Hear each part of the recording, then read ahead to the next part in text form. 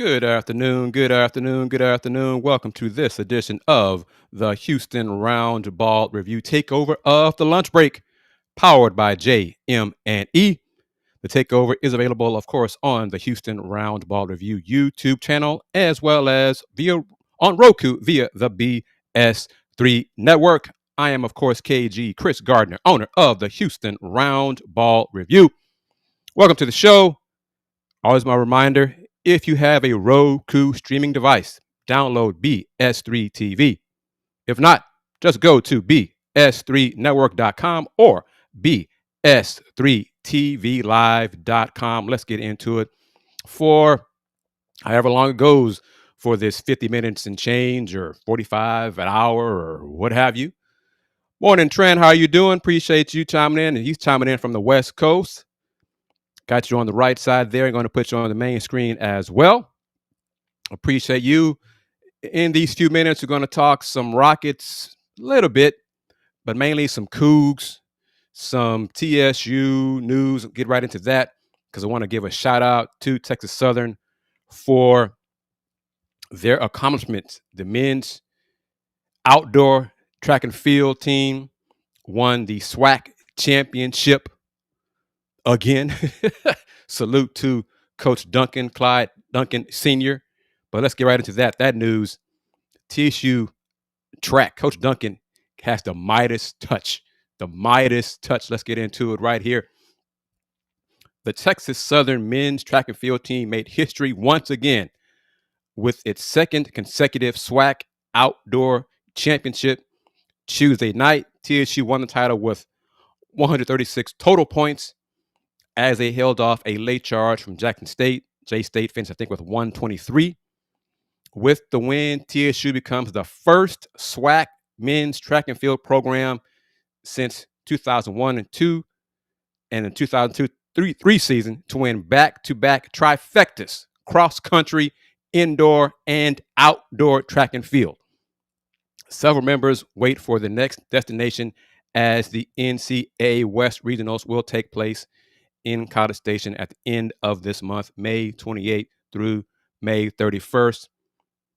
As I mentioned here, Clyde Duncan Sr. named the 2025 SWAC Men's Outdoor Track and Field Coach of the Year. 6 straight SWAC Coach of the Year awards for Coach Duncan Sr. 6 in a row. That's cross country, indoor, and outdoor. 6 in a row. 6 in a row. Kudos and salute to Coach Duncan for that great accomplishment, as well as this young man, Jalen Walker, named SWAC Most Outstanding Field Performer. Jalen won the hammer throw with a toss of 59.46 meters. His winning throw, Trent, check this out. His winning throw was 3.60 meters ahead of the second place throw. That's 10 feet, maybe 11 feet. The difference between first place and second place. He set his personal best earlier in April, I believe, at the Tom Tellez Invitational on UH's campus. He barely missed that at the SWAC championship. He also finished second in the shot put and fourth in the discus for a total of 23 individual points out of TSU's 136 team points. So thus you see the reason why he was named SWAC Men's Track and Field Most Outstanding Field Performer. Outstanding. He's a junior, so he still has time to do more at Texas Southern next year if he so desires. So salute to him and salute to his teammates, Coach Duncan at Texas Southern. Once again, TSU back-to-back men's track and field outdoor SWAC champions. We're going to talk, Tran touched on it, we're going to talk a little bit about UH softball news in a moment. But I just wanted to definitely give kudos to Texas Southern track and field team, Coach Duncan Sr. He's a legend at TSU. He's a legend in the SWAC. He's a legend, period, in track and field. So I wanted to give him his flowers and acknowledge him, and salute to one of my mentors, Ralph Cooper. He was the first person to let me know about TSU's accomplishments, so I wanted to acknowledge them here on this edition of the Takeover. So good afternoon to you, Miss Wanda. Give you your shine as well. Appreciate you, as always, for supporting the Houston Roundball Review on as many shows as possible. So thank you as well. And now, as Tran kind of touched on it, get it back to the slides. And don't even have to really get into a slide. I'm glad it's done. I'm glad it's done. We can get into it right here. I'm not sure if it's in the order that I want it to be, but I can bounce around. Get talked about Milos in a second. But since Tran brought it up, there we go. Houston announces change in leadership of softball program.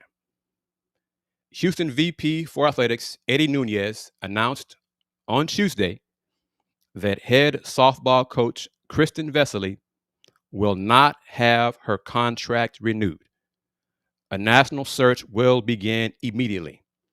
Quotes from Mr. Nunez: I want to thank Coach Vesely for her guidance of Cougar softball. However, at this time, I believe that a change is what is best for the program. More from Mr. Nunez: we will begin a national search to identify the next leader of our softball program moving forward, end quote. During Vesely's tenure, Houston posted a 233 wins, 218 losses, 1 tie overall record. However, that includes a 69-98-1 record recently, including 8-41 in Big 12 play. So once Houston joined the Big 12, the losses piled up big time. 8-41 in the Big 12. 8-41.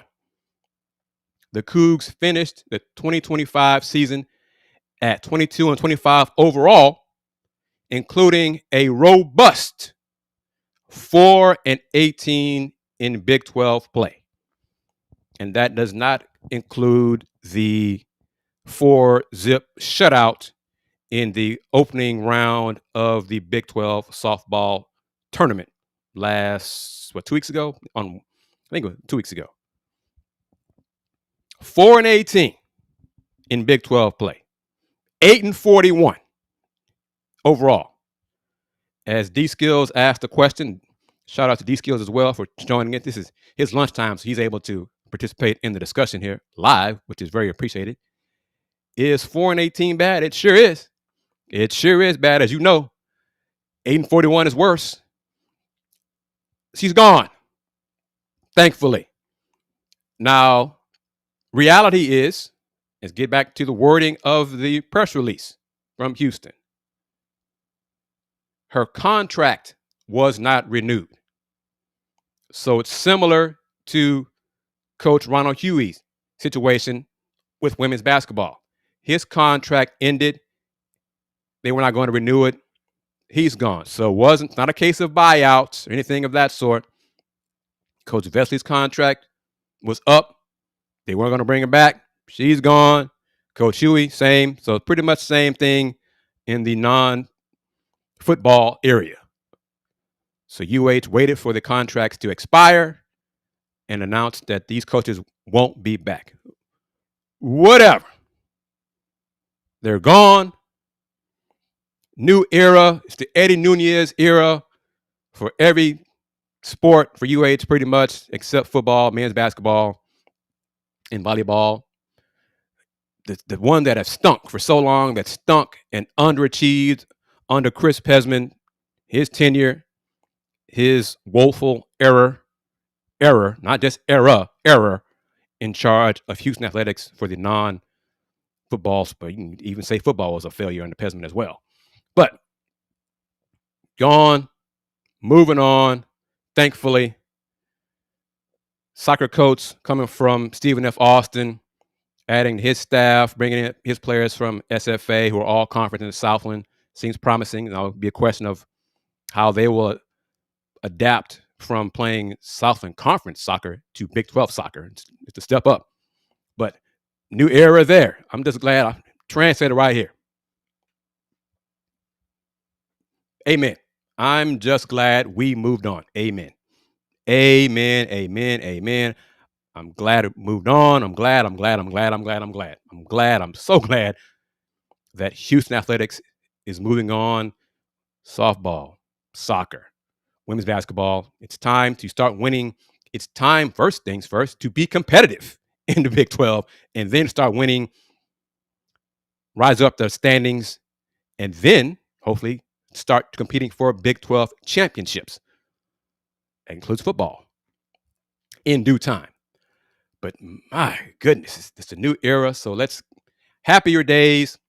Going to get into this news. We're going to bounce back to the slide pertaining to Milos Uzan stats numbers from the NBA draft combine. This is from Tuesday for Los. His overall numbers, the shooting numbers at the shooting drills part of the combine, 5-on-5, day one was Wednesday. I haven't found stats from his game two on Wednesday. The little bit I saw, he had a couple of assists. Los missed the 2 3-pointers, but it's 5-on-5 at a combine. It's not really a great opportunity for players to showcase a lot of their skills because of the setting. You know, some teammates are not passing the ball. They're in it for themselves. They're trying to be selfish. They want to get that look. So it's hard to really discern who does well unless you're like Auburn's guard, Taj Pettiford, who lit it up in game one. Los is in game two. But there's a quote from Los, I think from the AP, ESPN, Trend, Miss Wanda, D-Skills. It's no surprise. Coach Sampson said it. Los's dad said it to Chris Baldwin in Paper City Magazine earlier this week. Los is looking for a guaranteed contract. He's probably not going to be a first-round pick, unlikely.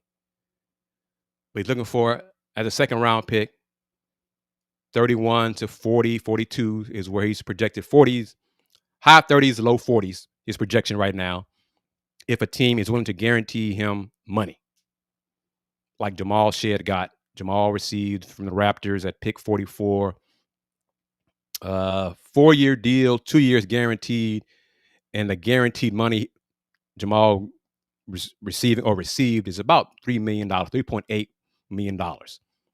So something like that. Los gets that, he's going to stay in the draft. Doesn't get a guarantee, he'll be back at Houston. Los has said that. His dad has said that. Without a guarantee, he's coming back. Tran says he thinks he should come back. I agree. I think he should come back. I don't believe he will come back, though. I believe he's going to get that guarantee from an NBA team. But you see his numbers on the screen there. Off the dribble, 22 for 30, spot up, 17 for 25. 3-point stars going back and forth in diamond shape on the court, 18 for 25. 3-point side, 17 for 25. So overall, Milos shot about 72% of the total shots he made, about 72% of those shots. So it's a good number, solid, decent number. Put him in roughly the middle of the pack. So it's not like Alabama's Mark Sears, who made 83% of his shots, but it's still impressive. It's still good enough for Los. I think he'll still get that guarantee he's looking for. If not, he will be back. And part of the combine, and let me do a couple things here on this edition of the Takeover.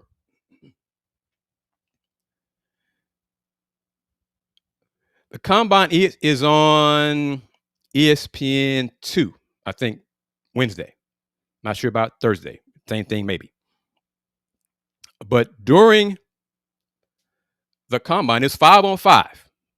So it's the draft prospects competing on the court, game action, 5-on-5. 4 hours of coverage for the 5-on-5. However, it's 2 or 3 games.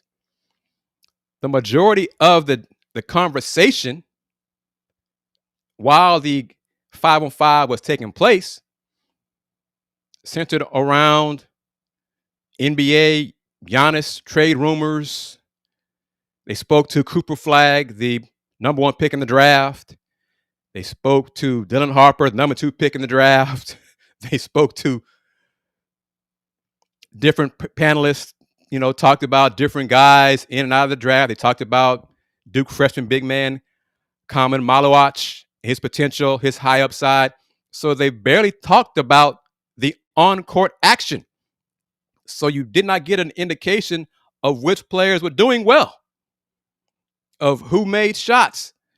Very randomly did they say, basket by so-and-so, basket by Milos Uzan, great pass by Uzan, or anything of that sort. So it's hard to find out to get an indication of who did well during the games during ESPN2's broadcast from Chicago and the draft combine. Speaking of which, someone that Tran, Miss Wanda, D-Skills knows of, if not knows directly, knows personally, Milos Uzan knows quite well, was in attendance in Chicago yesterday, Wednesday, for the draft combine. I'm going to play some audio from this gentleman because the visual part of it was the on-court action. There was no point in having that. So you're going to hear some comments from Houston Cougar head coach Kelvin Sampson. He's talking to the guys on the panel, but the first question is about Houston's incoming freshman class. So it's not video, it's audio, because I don't want to get my hand slapped from Big Brother and have the video content posted on this show. But you can hear what Coach Sampson said about Houston's incoming freshman class. Check it out. Well, roster construction is something that Seth Greenberg often talks about on air. You guys are once again looked at it in the college basketball landscape as one of the favorites to get back to a Final Four and potentially a national championship. Your roster, though, will look very different. Yeah. You're bringing in 3 very, very talented freshmen that some of them have the potential to be one-and-done guys and be out on this floor next year going through the measurements and the jump. How do you bring those young guys up to speed with the way that you do things? As you say, we don't run plays, we execute plays. So how do you get those young guys up to what you need, Coach? Yeah, I think the answer I just gave for the players, I think applies to me and our staff too. We don't change a whole lot from year to year. We try to keep our blade sharp and get better where we see we can. But our culture is our culture. June will be a come to Jesus month. Those 3 freshmen, but it'll be better in July, better in August. But guys like Emmanuel Sharp and JoJo Tugler, Mercy Miller, Ramon Walker, Cordell Jefferson. We got a bunch of kids returning. That's going to be these guys' best friends. I mean, they'll tell them how to navigate some of the bends in the river and where the landmines are to stay away from, and what to read and what not to read. But I get so excited about that. When you guys played, basketball practice started in the fall. Yep. But we had a team meeting, not team meeting, staff meeting the other day, and I reiterated some things I want to do in June. And I said, let's get excited about this. Our season starts Monday, June 2nd. Yep. We'll have a team meeting Sunday night, June 1st. Practice starts. We'll have our strength coach. We'll have them out with conditioning. We'll come back and do weight training, individual workouts, position workouts, and on Fridays we'll do a team workout. And the NCAA allows us to do 8 out of the 10 weeks of summer school, so it's here already. Coach, one of your prize freshmen, I know a couple of them pretty well, but Chris and And I asked him, you ready for Coach Sampson? He said, yeah. And I said, okay. Now, let me tell you, you're not ready for Coach Sampson yet. You will be fine. But when you think about guys like Kris, and Kris has admitted he needs you. Yeah. He needs the way that you coach. He needs your system because he wants to get to where his name is being called early next year in June. Yeah. What is it that you do for guys like a Jarris Walker who needed you? Yeah. What can you do for Chris and who needs you? And they admit they need you. What do you do for those guys? Well, Kingston Flemings, Isaiah Harwell, and Kris all come from great parents. Kris has a great mom and dad. And as much as we chose Kris chose us too. And for the reasons you talked about, Corey, I think it's helping them set standards for themselves. Like I'm going to set a standard for myself every day, and I'm not going to dip below that standard. And I expect them to come and meet my standard every day. And coaches out there have heard me say these things a million times, but there's three people that can never have a bad practice: the head coach, the point guard, and your best player. And for those three people to show up, if you want to be the best player, okay, well, here's what it takes. If you want to be the point guard, this is what it takes. The head coach, obviously, he's got to have the right mindset too. But Milos this time last year, he wasn't quite sure whether he was on foot or horseback half of June either, but he figured it out. But again, you know, our culture is not driven by me as much as the returning players. Prior to this year, I think we'd had 3 kids transfer in the last 10 years, which is unbelievable in this day and age. 3 kids transfer in 10 years. That was in our starting, in our top 10 players. So I probably get too much credit for the culture, and the players don't get enough. Our players will help Kris and Kingston and Isaiah navigate those waters as well. Although I will say it starts at the top. Yes. And an incredible season for Coach Kelvin Sampson. Coach, we really appreciate the time today. Thank you guys for having me on. I appreciate it. Head coach of the 2-time Big 12 regular season champions and the Big 12 tournament champions this past season, Kelvin Sampson. There you go. Some comments from head coach Kelvin Sampson from the NBA's 2025 NBA Draft Combine, talking about the freshmen, incoming freshmen. But did y'all notice Tran and D-Skills have chimed in some comments about Chris Sinak. I have to learn how a big fella pronounces his name for the 1 year he's at Houston hooping. Coach Sampson, he said he mentioned Kris. He mentioned Isaiah Harwell. And he mentioned Kingston Flemings, Tran, Miss Wanda, D-Skills. Anyone else watching here on YouTube or on Roku? Who didn't he mention? Because there is a 4th freshman. He's not as highly touted as Kris, Isaiah, and Kingston, but he is talented. So just try and go and type it in. I mean, it's not a secret. It's not some earth-shattering news or anything like that. Going to get into the part of that discussion here before we go to the bottom of the hour. Tran is correct. But we're going to talk about young man right here, Bryce Jackson. That's the correct answer. Bryce Jackson from Shadow Creek High School. And Tran is also correct here. He is a steal. But here I did this breakdown for the women's team last Thursday on the takeover of the lunch break. Here it is for the men. As Coach Sampson touched on, there are a lot of returning players coming back. Not a lot of guys who started coming back, but a lot of guys who have been in the system, who know the culture, who can teach the culture to the freshmen and the transfers. Cordell Jefferson, Cedric Lott, Jacob McFarland recovered from his compound fractured leg. We'll see if Jacob can get the mental aspect and overcome that, because of his compound fracture was really, really, really bad. had to take emergency surgery. From what I was told, it looked horrible, pain, all of that, compound fracture. That means bone going through the skin. So we'll see if he's able to overcome the mental aspect of it, because he's getting physically, he's getting back to prior to the injury. But Mercy Miller is coming back. As D-Skill has touched on, he's looking to see what Mercy can do with consistent minutes. Emmanuel Sharp probably be the captain on this upcoming season. Mr. Tugler, Joseph JoJo Tugler, I believe he will be the starting 5, and Chris Senac will start next to him. So the 4-5 combo there, long arms, versatile.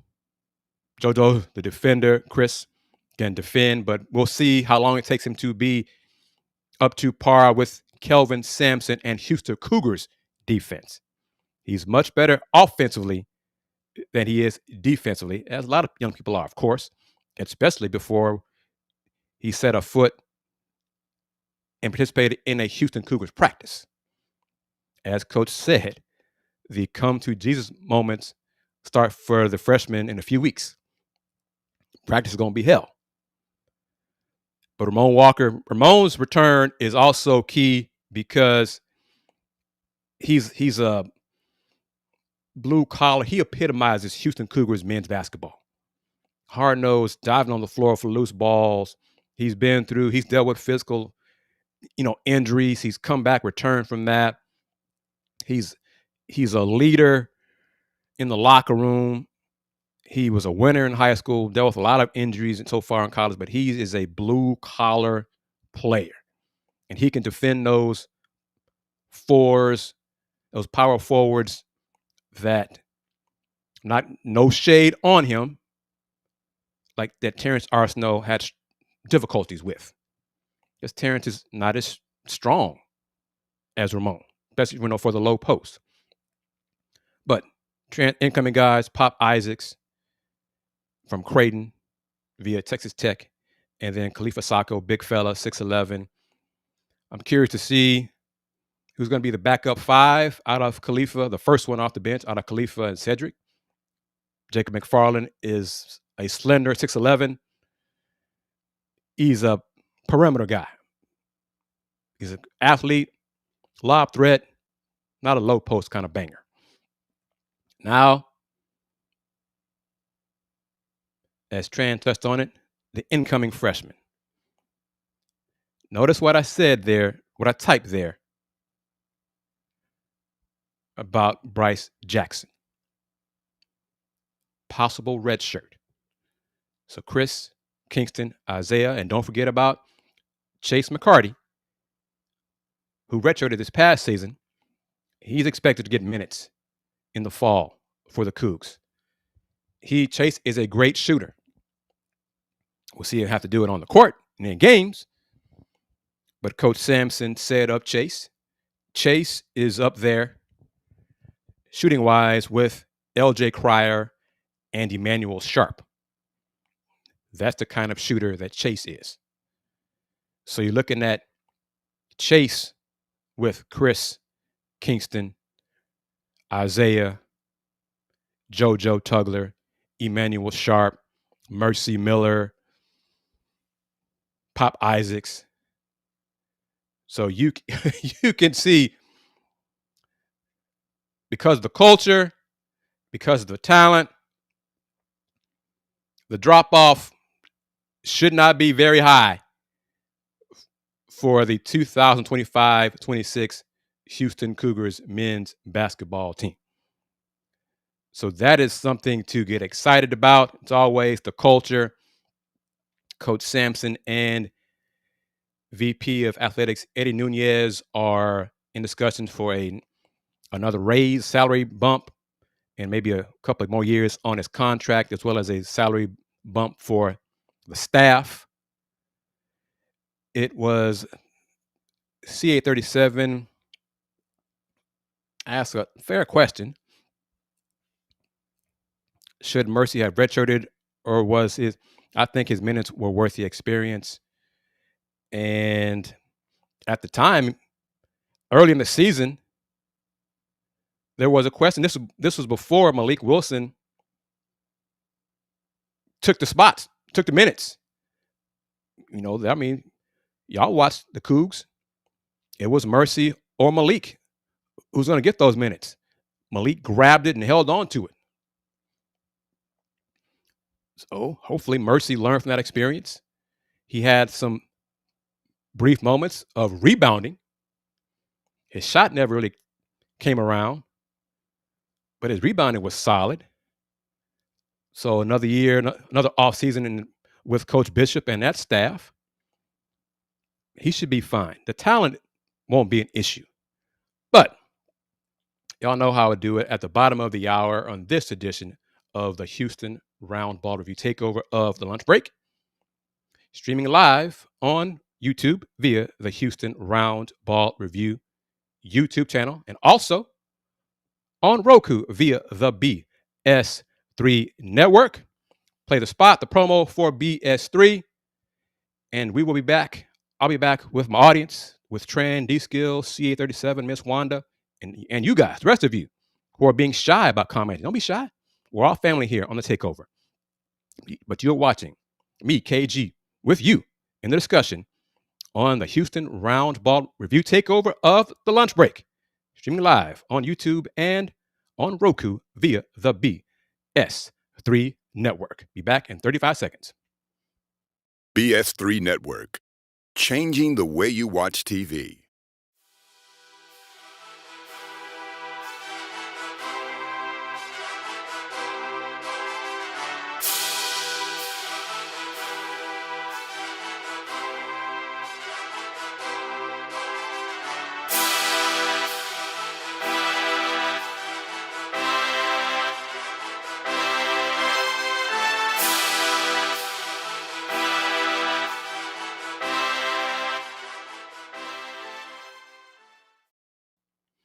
Welcome back to the Houston Roundball Review Takeover of the Lunch Break.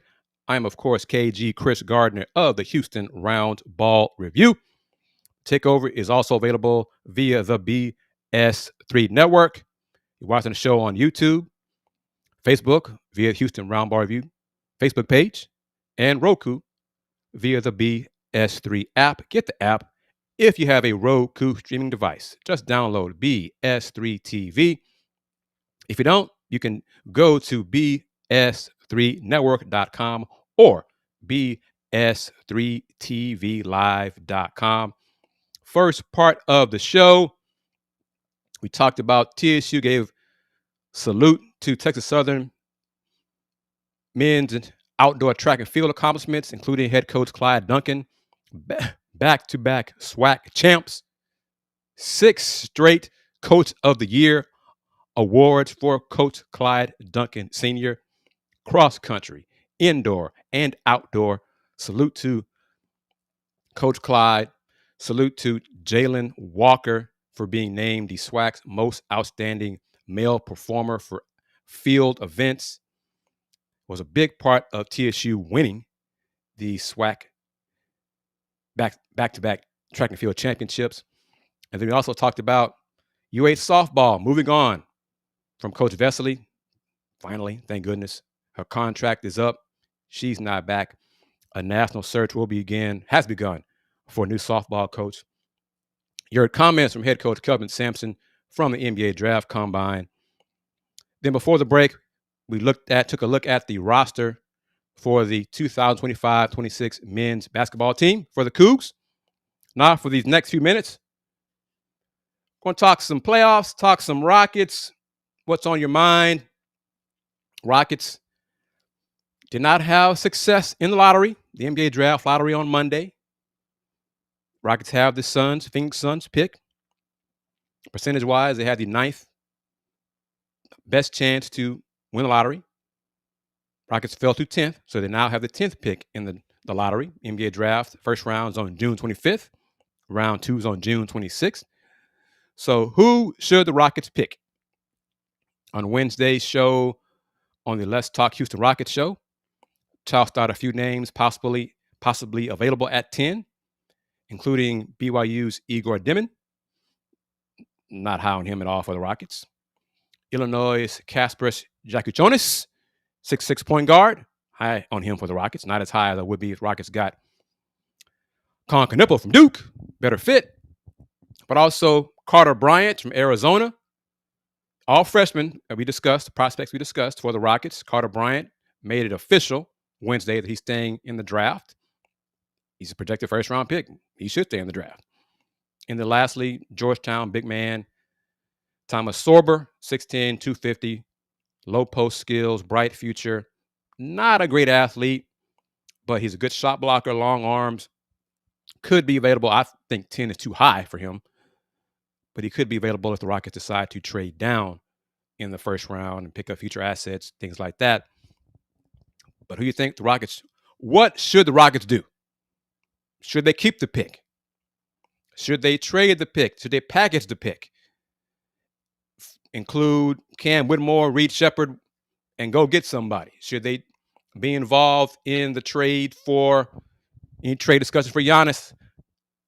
Should they be involved in trade for KD? What do you think about that? Tran says trade. Tran's high on Igor. The games he played against the Cougars, the real Cougars, no. He was 1 for 10 from 3. He struggled against the Cougs physicality. He just wasn't ready for the Cougs defense. And no shame for him. You're not used to it. You're not used to it. It takes a while to adjust to how physical the Houston Cougars are defensively, and he was not ready for it. Not at all. He got better as the season progressed, but I'm not sure he's a great fit for the Rockets. And I know a lot of fans, or many Rocket fans, want the Rockets to go, if they keep the pick, to draft the best player available. I understand it, but would it make sense for the Rockets, if they're so high on Reed Sheppard, to draft another point guard? Assuming they bring back Fred VanVleet, and they will. They push back the contract talks with Fred regarding the team option on the third year of his deal to June 29th. So after the draft, Fred's going to have to take a pay cut. He'll take a pay cut and get more years on his next contract with the Rockets. So I don't think he's going anywhere.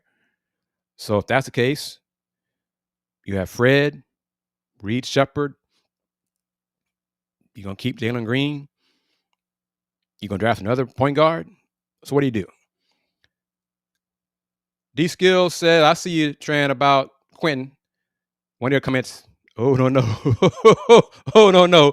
D-Skills wants Giannis just for the hype factor. Make him fit. And I'm okay with the Rockets trading Alperen Şengün for Giannis. Let me be clear. I'm okay with that. You're going to have to give up something of quality to get Giannis. The Bucks are not going to just say, yeah, I want Fred VanVleet. No. I want Cam Whitmore. No. So you got to do something to make that work. But one thing, Tran, I see in your comments, I saw in your comments about Quentin Grimes. No. Quentin not cheap. He's not cheap. he's not going to want to take less money to stay in Philly, to go anywhere else. No. He wants to get paid. He wanted to get paid last summer. And that was before he put up the big numbers that he did with Philly toward the end of the season. No. He wants to get paid. So, but D-Skills from the top rope here.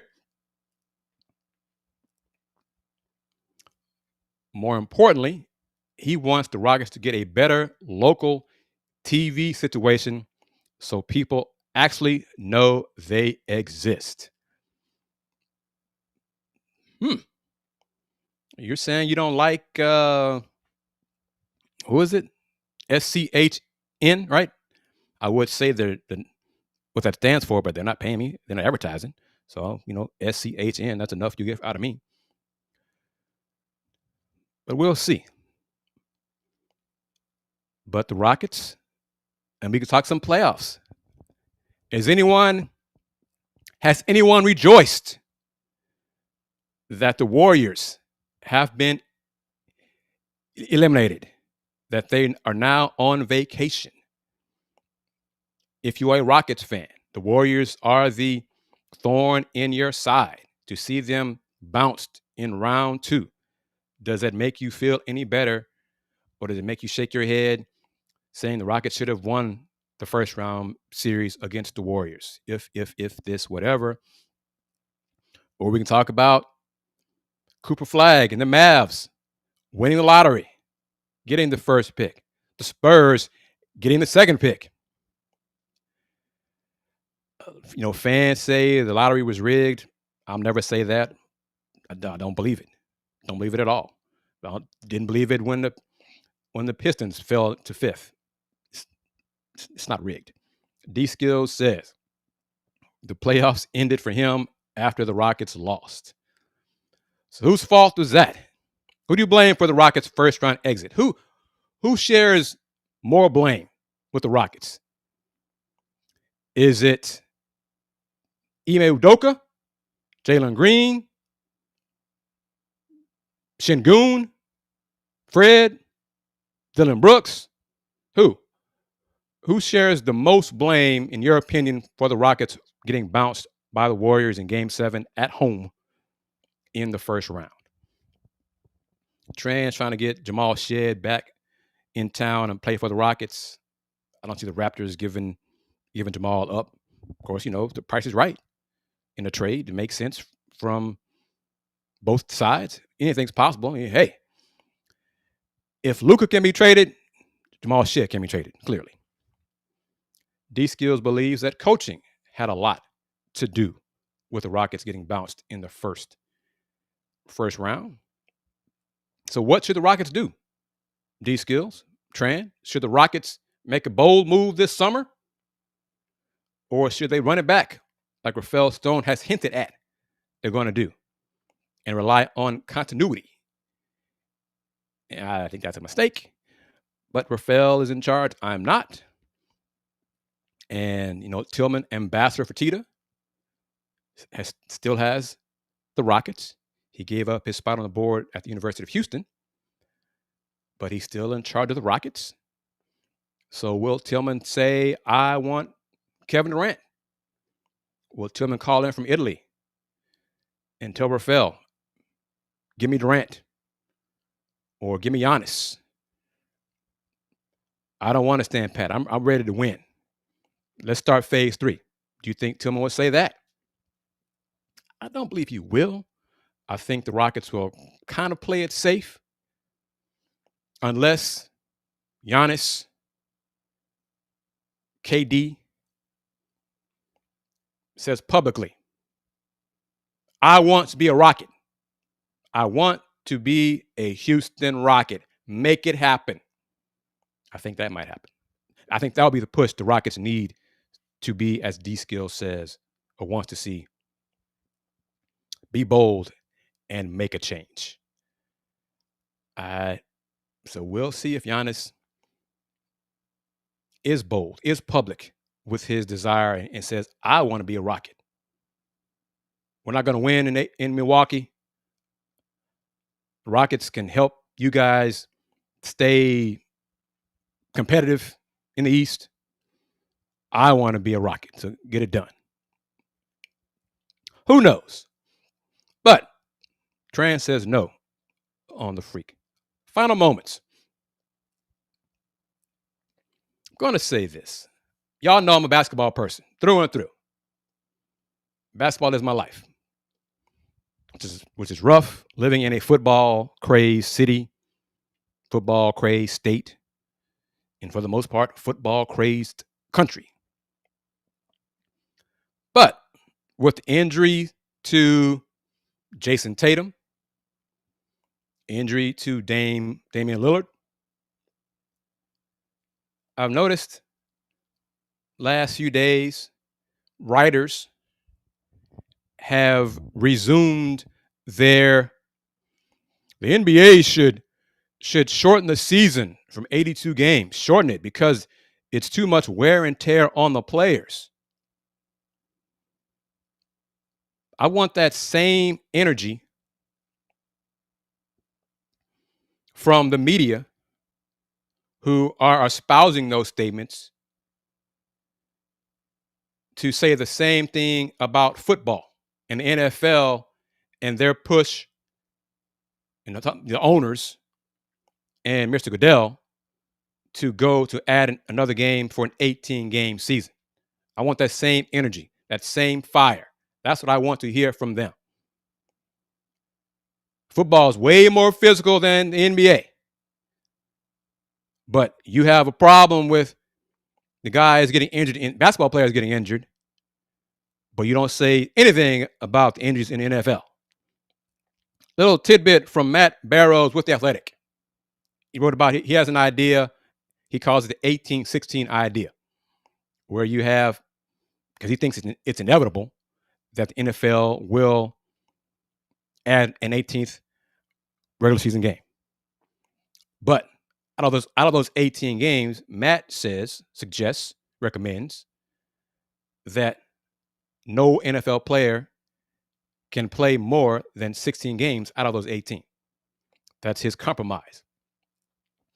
But this tidbit, last season, the injury-ravaged San Francisco 49ers had just 6 players who started all 17 games. And that was on the high end for the league. The Buffalo Bills, Philadelphia Eagles, and LA Rams had just 1 player start all 17 games.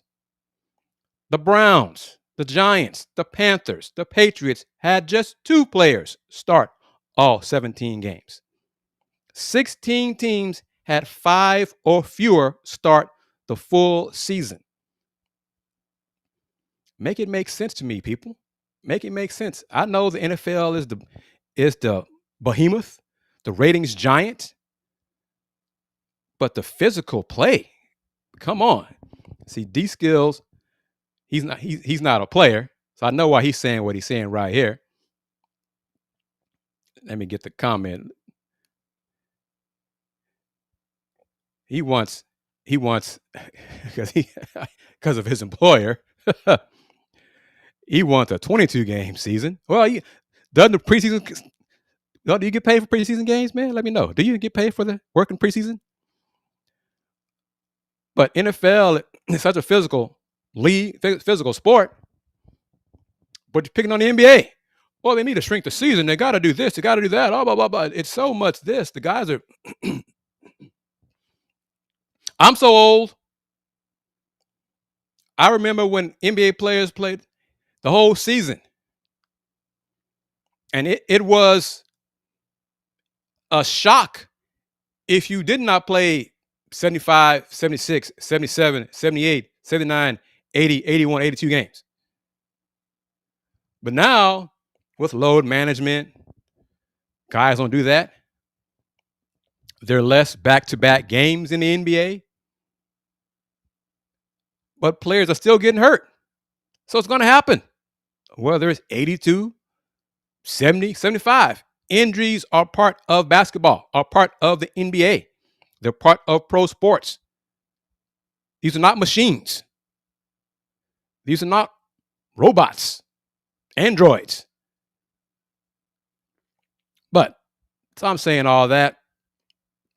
WNBA season starts Friday. Who's going to watch? Tran, I think going to watch. Are you going to watch? Got some games on Ion Friday. Got the doubleheader on Saturday on ABC. The New York Liberty will get their ring ceremony. It's hard for me to get hyped up about the WNBA until the WNBA returns to Houston. I mean, it just, these skills, we're going to see if they keep their word. The NFL Players Association is supposed to protect players, and they do a terrible job. As of now, the NFLPA is adamant. They do not want an 18th game added to the regular season. They are adamant. Players and coaches, we don't want it.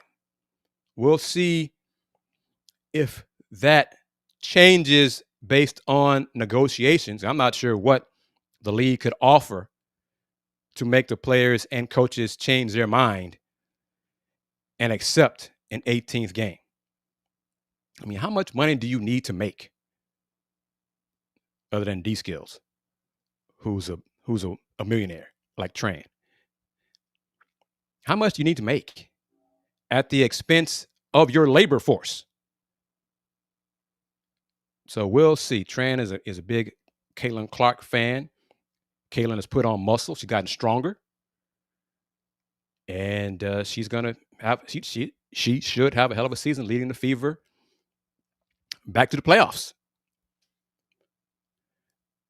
D-Skill says, give the NFLPA a 5% increase and they will roll over. Money talks.